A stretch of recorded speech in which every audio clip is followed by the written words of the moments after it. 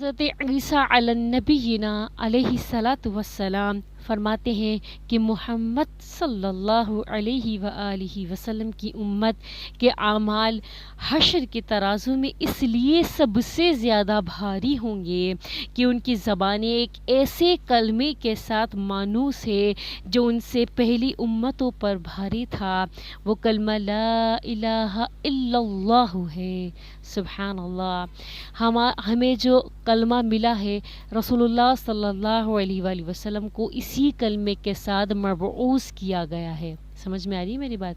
تو رسول اللہ صلی اللہ علیہ وآلہ وسلم کو جو کلمہ ملا، ان کے توسط سے جو ہم کو کلمہ طیبہ ملا ہے، وہ ہمارے اعمال نامے پر جتنے بھی ہم اعمال کریں گے نا، کتنی بھی ہم نیکیاں کریں، وہ سب پر بھاری ہیں۔ سمجھ میں آ رہی ہے میری بات؟ تو اپنی زبان کو اللہ کے پاک کلمے کے ساتھ ہمیشہ